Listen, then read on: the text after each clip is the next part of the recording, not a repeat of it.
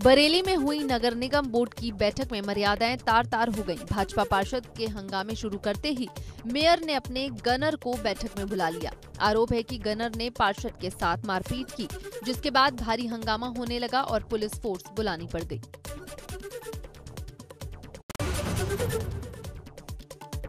बिजनौर में पहाड़ों पर हो रही बारिश से आई आफत। कोटा वाली नदी का जलस्तर बढ़ने से जिले को उत्तराखंड से जोड़ने वाले पुल को बंद कर दिया गया, जिससे दोनों तरफ वाहनों की लंबी कतारें लगी।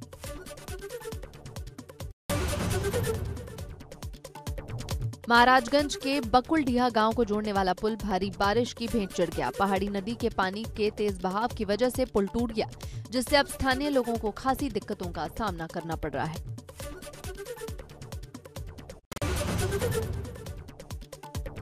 टिहरी में लगातार हो रही बारिश अब जान और माल पर आफत बन रही है।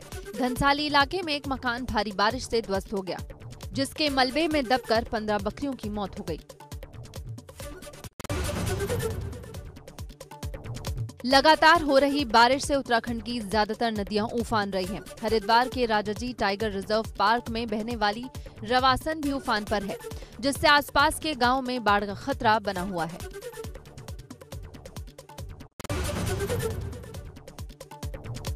पहाड़ी क्षेत्रों में लगातार हो रही बारिश से निचले क्षेत्रों में रहने वाले लोगों की मुसीबतें बढ़ी। लक्सर में नीलधारा गंगा और सोनाली नदी का जलस्तर बढ़ने से स्थानीय लोग बाढ़ के खतरे से दहशत में हैं, तो वहीं प्रशासन भी बढ़ते जलस्तर को लेकर अलर्ट है।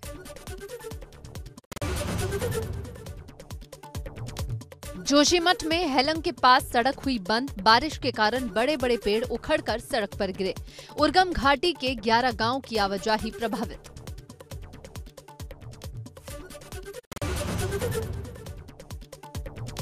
सिद्धार्थनगर के डुमरियागंज पंचायत में जल जमाव से लोगों को मुश्किलों का सामना करना पड़ रहा है। बारिश की वजह से नगर पंचायत की ज्यादातर सड़क और इलाके जलमग्न नजर आ रहे हैं, जिससे बारिश से पहले नगर पंचायत के सफाई के दावों की पोल खुली।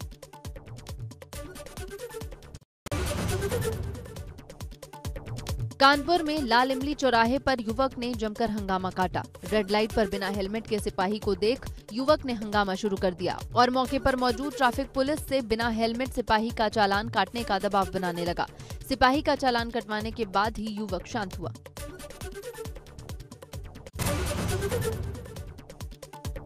माफिया डॉन मुख्तार अंसारी के भाई के सपा ज्वाइन करने पर बीजेपी ने निशाना साधा। भाजपा प्रवक्ता राकेश त्रिपाठी ने तंज कसते हुए कहा कि समाजवादी पार्टी की साइकिल का पहिया बिना अपराधियों के पैडल मारे नहीं घूम सकता। सपा बसपा ने उत्तर प्रदेश में अपराध और अपराधी दोनों को बढ़ावा दिया है। अमरोहा में आरएलडी कार्यकर्ताओं ने किसान क्रांति दिवस मनाया, जिसमें अल्पसंख्यक प्रकोष्ठ के प्रदेश अध्यक्ष अशफाक अली ने गन्ने का बकाया भुगतान को लेकर प्रदर्शन किया और राष्ट्रपति के नाम ज्ञापन सौंपा।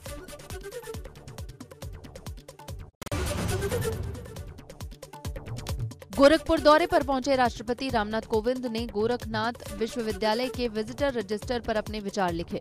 राष्ट्रपति ने आयुष विश्वविद्यालय के लिए छात्र छात्राओं को बधाई दी और उनके उज्जवल भविष्य की कामना की।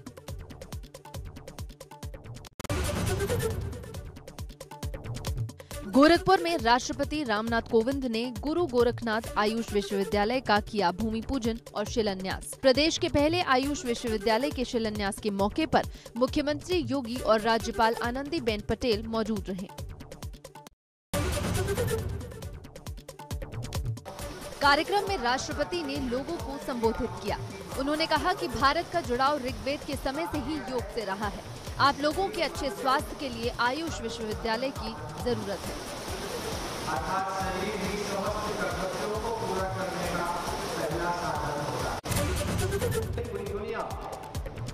मुख्यमंत्री योगी ने कहा 1.5 साल से पूरी दुनिया कोरोना से त्रस्त है।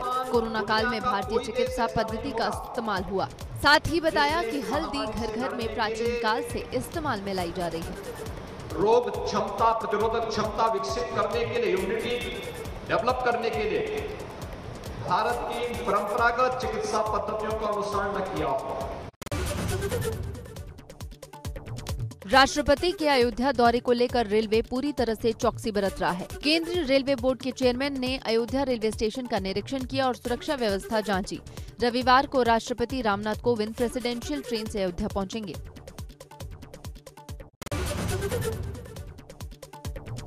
अयोध्या में राष्ट्रपति के आगमन को लेकर पुख्ता तैयारियां की गई हैं। रविवार को मां महिम सबसे पहले रामकथा पार्क में रामायण कॉन्क्लेव का उद्घाटन करेंगे। इसके बाद हनुमानगढ़ी और राम जन्मभूमि के दर्शन करेंगे।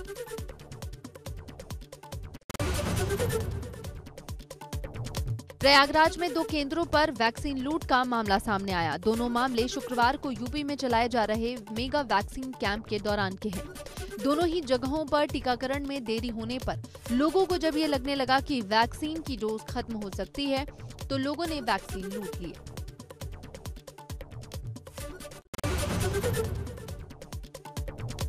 देश में बीते 24 घंटे में कोरोना के 46,759 नए मामले रिपोर्ट। 509 मरीजों की मौत। एक दिन में 31,374 लोग ठीक होने वाले लोगों की संख्या बढ़कर 3,18,52,802 हुई। एक्टिव केस 3,59,765 रह गए।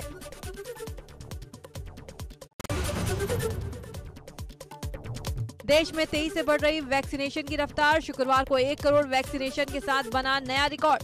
पीएम मोदी ने दी बधाई। अमित शाह ने कहा, नए भारत की दृढ़ इच्छा शक्ति और अपार क्षमता का प्रतिबिंब। कोविड वैक्सीनेशन को लेकर यूपी ने भी बनाया रिकॉर्ड। एक दिन में 28 लाख से ज्यादा वैक्सीन लगाने का रिकॉर्ड। शुक्रवार को यूपी में ही देश का 1/4 वैक्सीनेशन हुआ। पहले 3 अगस्त को यूपी में लगी थी 28 लाख वैक्सीन। महाराष्ट्र के सपा प्रदेश अध्यक्ष अबू असीम आजमी श्रावस्ती पहुंचे, जहां उन्होंने सरकार पर बेगुनाहों को फंसाए जाने के गंभीर आरोप लगाए और मीडिया पर भी निशाना साधा।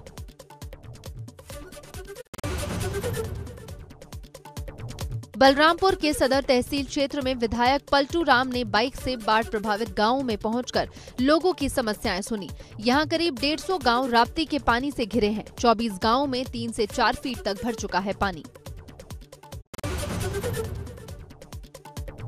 गाजियाबाद के साहिबाबाद में पंजाब नेशनल बैंक की शाखा में लगी भीषण आग। दमकल की गाड़ियां घंटों आग पर काबू पाने में जुटी रहीं। बसपा के बागी विधायक असलम रायनी ने सपा नेता अबू आसिम आजमी से मुलाकात की। काफी अहम माने जा रही है सपा नेता अबू आसिम आजमी से असलम रायनी की मुलाकात।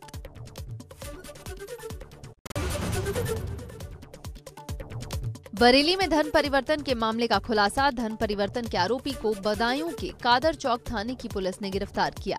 आरोपी के कबूलनामे का वीडियो वायरल हुआ था।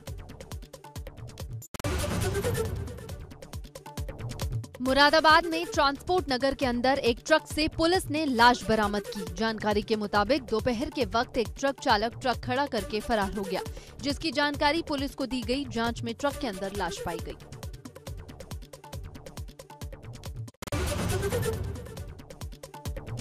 इटावा में शादी के नाम पर धोखा और ठगी का मामला। 20 साल की लड़की की फोटो दिखाकर शादी के मंडप में 45 साल की महिला को बिठा दिया। पीड़ितों ने पुलिस से आरोपियों की शिकायत की।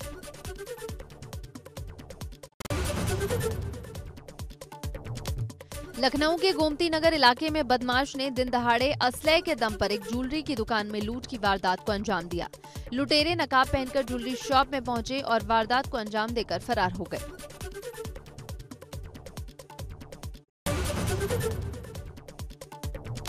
आगरा पुलिस ने शराब माफिया हेमंत पर 25,000 का इनाम घोषित किया है। साथ ही उसके साथी धारा सिंह की भी सरगर्मी से तलाश की जा रही है। जहरीली शराब कांड में अब तक पुलिस ने 9 मुकदमे दर्ज किए हैं और 8 लोगों को जेल भेजा है।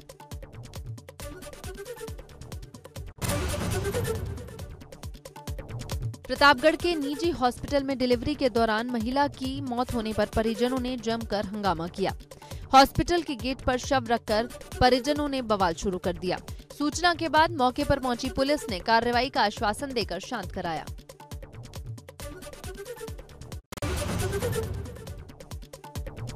एआईएमआईएम नेता और वार्ड 80 के पार्षद की गोली मारकर हत्या कर दी गई। शास्त्री नगर इलाके में वारदात को उस वक्त अंजाम दिया गया जब पार्षद अपने ऑफिस से निकलकर कहीं जा रहे थे। तभी बाइक सवारों ने ताबड़तोड़ गोलियां मारकर हत्या कर दी।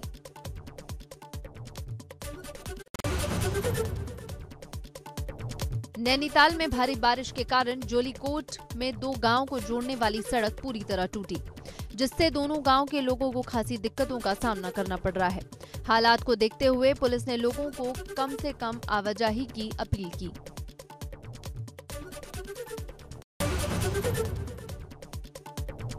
– 2022 विधानसभा चुनाव में कांग्रेस को जीत दिलाने के लिए प्रदेश कांग्रेस कमेटी की चुनाव प्रभारी बागेश्वर पहुंची। उन्होंने कहा कि पार्टी 26 मुद्दों को लेकर जनता के बीच जाएगी और लोगों के हितों की लड़ाई लड़ेगी।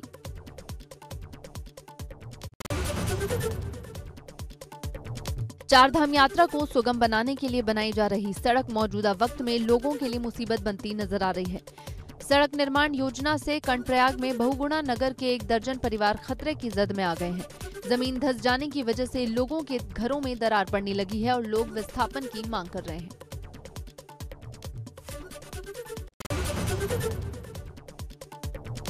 आफत की बरसात को लेकर बोले मुख्यमंत्री धामी, कहा पूरी तरह से अलर्ट मोड पर है सरकार।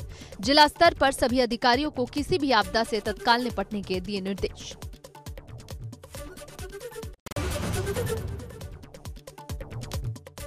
सरकार ने चलाई विशेष मुख्यमंत्री पलायन रोकथाम योजना। इसके तहत अल्मोड़ा में 78 ग्राम पंचायतों का किया गया चयन।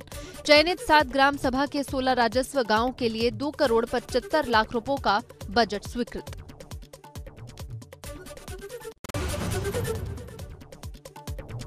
हेमवती नंदन बहुगुणा डिग्री कॉलेज खटीमा में 5 सूत्रीय मांगों को लेकर अब तक धरना जारी। पिछले 16 अगस्त से आमरण अनशन पर बैठे हैं छात्र।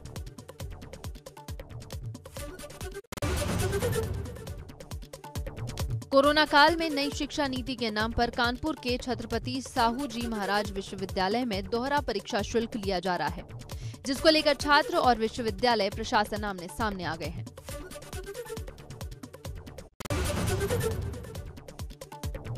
रायबरेली में पीडब्ल्यूडी की भ्रष्ट तस्वीरें सामने आई। विभाग बारिश से सड़कों पर हुए गड्ढे को भरने के लिए तारकोल और गिट्टी की जगह मिट्टी का इस्तेमाल कर रहे हैं, जबकि ठेकेदार को रोड पैचिंग के लिए बजट अलॉट हुआ है।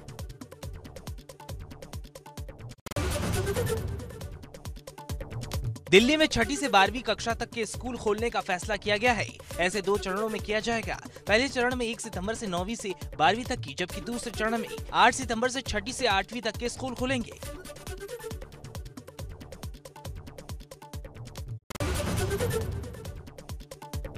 काबुल ब्लास्ट के बाद आईएसआईएस पर अमेरिका का हमला। अफगानिस्तान के ठिकानों पर ड्रोन से की बमबारी। अमेरिकी सेना का काबुल ब्लास्ट के साजिशकर्ता को भी ढेर करने का दावा। जो बाइडेन ने कहा था, नहीं बख्शे जाएंगे हमला करने वाले आतंकी।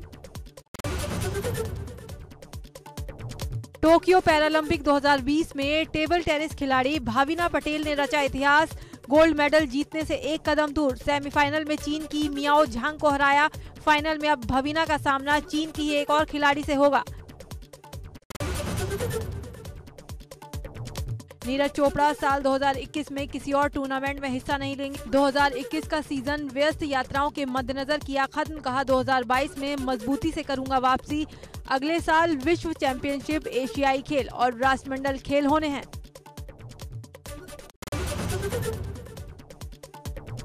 ग्लोबल आइकन प्रियंका चोपड़ा को अपकमिंग हॉलीवुड सीरीज सिटाडेल की शूटिंग में लगी चोट। एक सीन फिल्माने के दौरान हुई चोटिल। प्रियंका ने जख्म दिखाते हुए इंस्टाग्राम स्टोरी पर शेयर की फोटो। बॉलीवुड एक्टर अक्षय कुमार की आने वाली फिल्म अतरंगी रे काफी चर्चा में रही है। अतरंगी रे में अक्षय कुमार का क्या किरदार है, इस बारे में एक रिपोर्ट में कहा गया है कि असल में अक्षय कुमार का किरदार वास्तविकता में है ही नहीं, बल्कि सारा अली खान का इमेजिनेशन है।